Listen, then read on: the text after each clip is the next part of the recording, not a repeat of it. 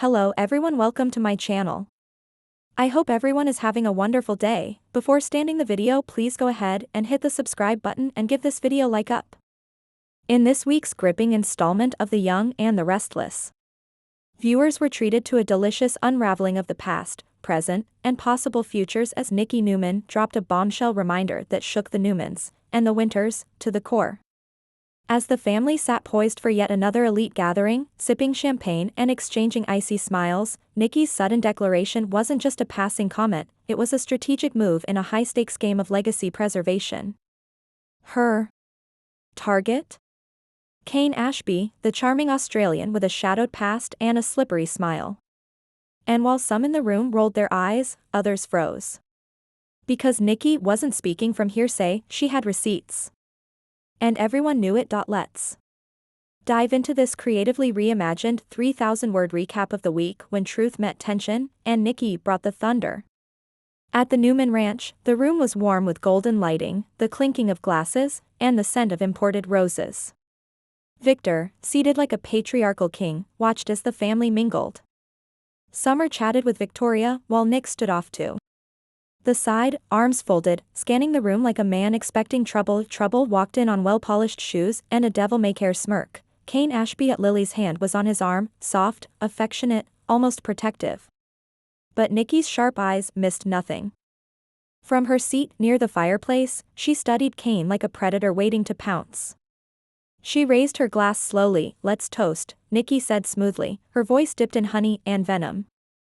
To second chances, and remembering why first impressions are sometimes dead right. Victoria paused, glass midair. Nick stiffened. Lily gave Nikki a curious glance. Kane? He grinned. "Cheers," he said, clinking glasses. "Here's to moving forward." But Nikki wasn't done.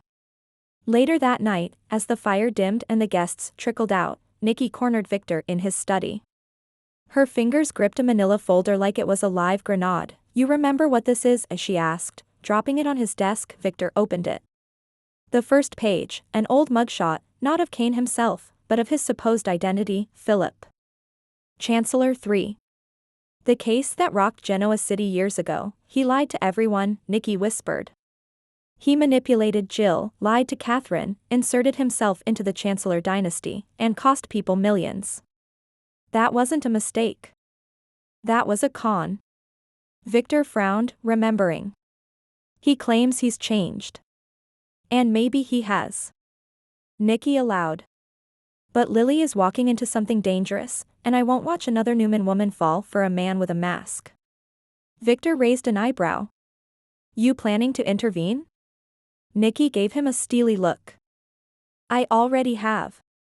The next morning, Devin met with Kane at Society. The energy between them was frost on crystal. "You back in Genoa City for good?" Devin asked coolly. "Lily and I are reconnecting," Kane answered. "Trying to rebuild what we had." Devin leaned forward. "That depends on how much of the old you is still hiding under the surface." Kane smirked. "You mean the part that fooled Jill? Or the part that fell in love with Lily and gave her twins?" Devin didn't smile. "You better not hurt her again." From the corner, Abby watched silently, taking mental notes. The return of Kane Ashby wasn't just stirring drama, it was splashing gasoline on buried flames. Nikki called a Newman family meeting. No press. No outsiders. In the living room of the Newman Ranch, she stood in front of Victoria, Nick, Abby, and even Summer. "We need to be honest about what Kane being back really means," Nikki began. "This isn't some harmless romance. This is a man who used deceit as a career." Victoria was skeptical. "People change, Mother." "Some do," Nikki replied. "But do we ever really forget who they were?" Nick nodded slowly. "He faked being Philip Chancellor III. That's not small-time identity fraud."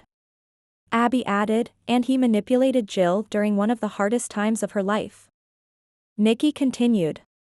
"Lily may forgive, but we shouldn't forget. Kane's presence brings risk, financial, emotional, reputational. But what do you want us to do?" Summer asked, watch. Document. Be ready, Nikki replied.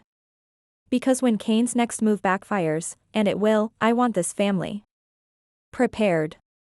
News of Nikki's campaign didn't stay secret for long.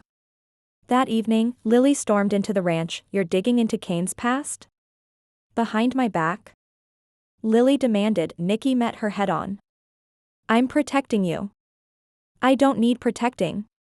Yes, you do. Because love makes smart women blind. Lily's voice cracked. You think I'm weak? I think you're forgiving, Nikki said. And that can be deadly. There was a long silence. I'm not that girl anymore, Lily whispered. I know who I am. And I know who he is. I hope you're right, Nikki replied. Because the next lie he tells may cost more than your heart. Later, in the shadows behind crimson lights, Kane met with a mystery figure, Colin Atkinson's old contact, a shady Australian fixer named Brennan Shaw. I told you I was out, Kane muttered. You say that every time, mate. But the fact is, your name still carries weight in certain circles. What do you want? Brennan handed him a sealed envelope. There's a woman looking into your past. Paying for records to be uncovered. She's close to the Newman name. Kane's jaw tightened. Nikki Newman. I can help make that problem go away. For a price. Kane stared at the envelope, torn between instinct and integrity. Let me think, he muttered, because once a con, always at war with the con inside.